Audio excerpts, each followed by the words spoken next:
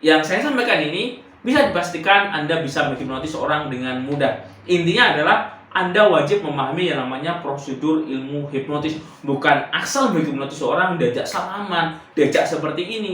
Itu bisa ya, asal Anda paham.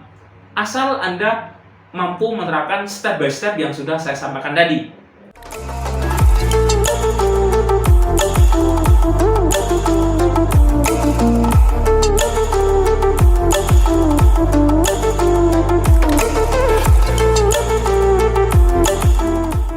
Assalamualaikum warahmatullahi wabarakatuh. Seperti yang sudah saya singgung di awal tadi, saya akan menjelaskan bagaimana cara belajar ilmu hipnotis secara mudah, secara simpel itu seperti apa. Dan sebelumnya saya ucapkan terima kasih bagi Anda yang sudah membeli buku Jago Ilmu Hipnotis. Ini merupakan buku bagaimana cara belajar ilmu hipnotis secara mandiri. Dan saya ucapkan terima kasih juga bagi Anda yang sudah bergabung di kelas pelatihan saya baik secara online atau secara privat langsung. Nah, seperti yang sudah saya jelaskan tadi ya, langkah awal bagaimana cara belajar ilmu hipnotis sebenarnya simpel sekali ya. Anda wajib menguasai namanya tahapan ilmu hipnotis. Bukan hanya sekedar memaksa orang lain jentikan dari tidur, seperti ini, tumbang seperti yang Anda lihat ya di YouTube itu seperti apa. Nah, Anda wajib mengetahui yang namanya tahapannya, prosedurnya. Karena ilmu hipnotis ini ada yang namanya prosedur. Nah, prosedurnya apa saja Mas Yusuf? Nah, di sini saya akan jelaskan. Anda wajib simak ya sampai akhir biar Anda mengerti tentang materi yang saya sampaikan. Nah, yang pertama tahapannya yaitu Anda wajib melakukan yang namanya proses pendekatan. Di dalam ilmu hipnotis ini disebut yang namanya pretok ya. Jadi pretok itu merupakan proses tahapan pendekatan sebelum kita menghipnotis seseorang. Jadi Anda wajib menjalin yang namanya komunikasi. Komunikasi yang baik. Anda bisa tanya permasalahannya apa, tujuan Anda melakukan ilmu hipnotis itu kepada orang tersebut itu apa. Begitu juga ketika Anda menerapkan kepada diri Anda wajib memahamkan diri Anda mau memprogram seperti apa. Begitu juga ketika Anda mau menghipnotis orang lain, Anda wajib melakukan yang namanya pendekatan, pendahuluan hipnotis itu seperti apa, manfaatnya seperti ini. Intinya, Anda jalin yang namanya komunikasi. Biar apa? Ketika Anda melakukan ilmu hipnotis kepada orang lain, Anda akan mudah sekali menerapkan keilmuan ilmu hipnotis tersebut. Terus yang kedua, ilmu hipnotis itu tidak bisa digunakan untuk memaksa orang lain ya. Karena sejatinya ilmu hipnotis adalah self hipnosis, dia menghipnotis dirinya sendiri. Kecuali Anda belajar ilmu hipnotis min power atau hipnotis dengan metode energi, dengan pola-pola pendekatan tertentu, tentu dia berbeda ya, berbeda dengan ilmu hipnotis modern. Kalau ilmu hipnotis modern itu orangnya wajib mau dan mengikuti. Apabila di kelas pelatihan saya ajarkan bagaimana agar menghipnotis orang tersebut tanpa disadari dengan metode percakapan, bisa juga dengan metode energi. Itu saya ajarkan. Nah, Anda wajib melakukan yang namanya edukasi dulu tentang hipnotis itu apa, manfaatnya bagaimana. Ini biar apa? Biar orang itu mengerti tujuan mulia dari ilmu hipnotis apa. Karena banyak orang menganggap ilmu hipnotis itu dikesan lebih ke hal mistik ya, hal-hal yang gaib atau hal-hal yang membuat orang tidak sadarkan diri, dibuat permainan lucu-lucuan dan sebagainya. Padahal bukan seperti itu. Itu tentang apa ilmu hipnotis dan bagaimana cara belajarnya. Anda wajib mengedukasi klien Anda. Nah, ketika Anda sudah melakukan edukasi kepada klien Anda, tugas kedua, Anda melakukan yang namanya proses induksi ya. Nah, induksi adalah sebuah proses membuat orang masuk ke kondisi pikiran bawah sadarnya atau membuka kritikal areanya, yaitu dengan percakapan, dengan latihan fokus. Misal sekarang Anda fokus kepada saya, seperti itu. Bisa juga sekarang dengarkan suara saya. Setiap saya hitung dari 1 sampai 5, setiap hitungan Anda menjadi jauh lebih rileks, jauh lebih tenang, jauh lebih santai.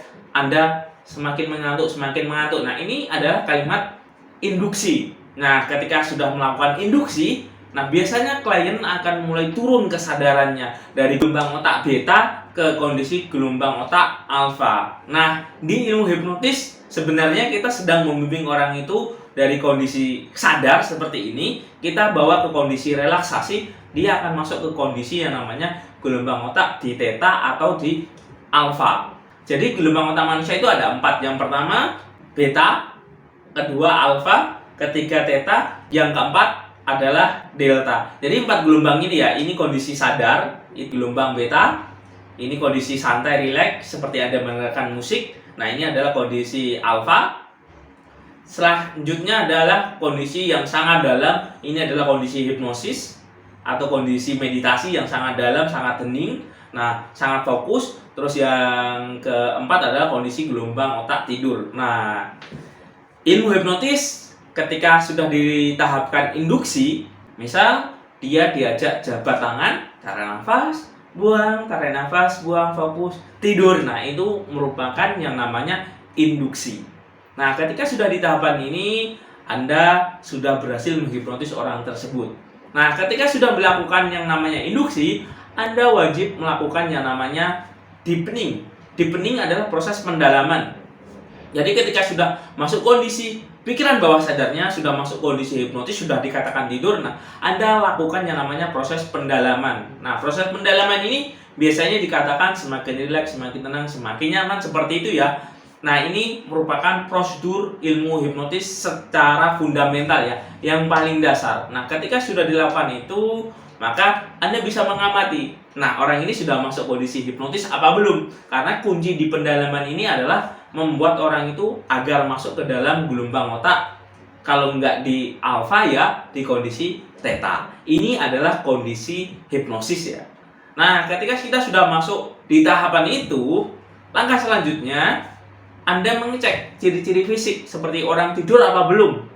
Padahal hipnotis itu bukan seperti orang tidur sesungguhnya ya, tapi mirip. Dari kondisinya rileks, tenang, santai, nyaman, dia sudah masuk kondisi hipnotis. Nah, ketika sudah masuk di kondisi hipnotis, langkah selanjutnya Anda lakukan yang namanya proses pemberian sugesti atau pemberian perintah. Pemberian perintah ini Anda bisa lakukan secara bertahap. Misal, untuk orang yang saya sentuh, dengarkan suara saya. Setiap hitung dari 1 sampai 5, Anda jauh lebih tenang, jauh lebih santai, jauh lebih damai, jauh lebih tenang, dan jauh lebih nyaman. Tergantung sugesti apa yang Anda berikan kepada klien Anda. Misal sugestinya seperti ini, saat ini dan seterusnya.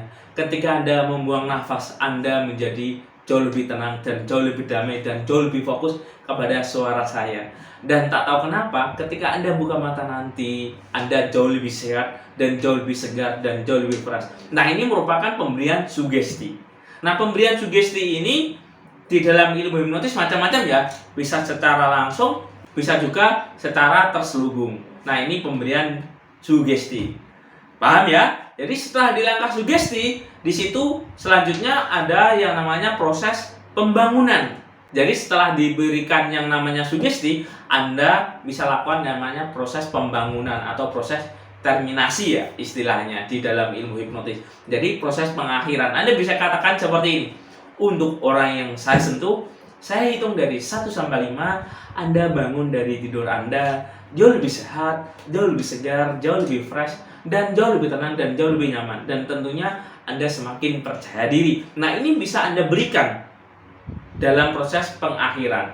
Nah, seandainya Mas Yusuf, ketika kita sudah berhasil pemberian sugesti, lalu kita biarkan seperti apa? Nanti dengan sendirinya dia juga akan bangun seperti itu. Kenapa? Karena ini merupakan pola alami yang terjadi dalam diri manusia. Jadi kondisi sadar, beristirahat, akhirnya menjadi tidur. Nah, ketika tidur otomatis dia akan bangun lagi. Begitu juga dengan kondisi hipnosis. Ketika orang masuk kondisi hipnosis, setelah itu kita biarkan, nanti dengan sendirinya dia juga akan bangun. Kalau nggak gitu dia tidur seperti normal biasanya. Nanti 1-2 jam juga bangun dengan sendirinya.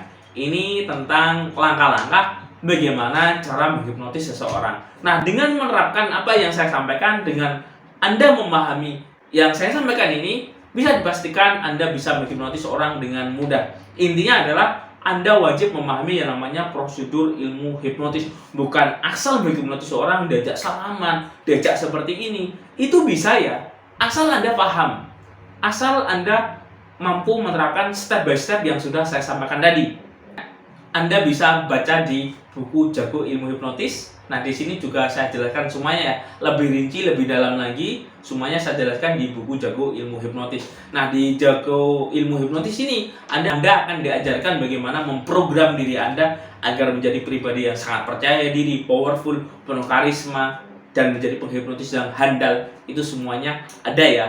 Itu saya jelaskan di sana.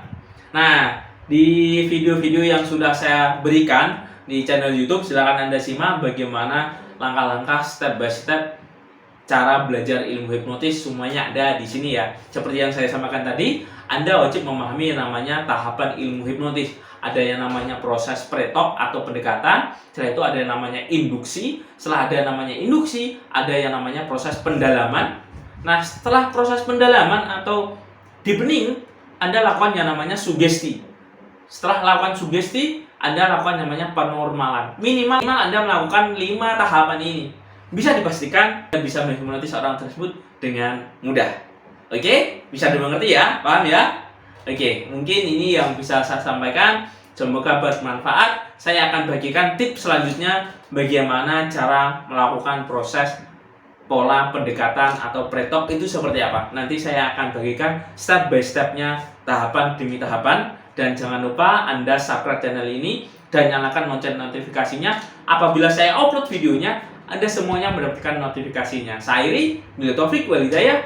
Wassalamualaikum warahmatullahi wabarakatuh. Salam hipnosa.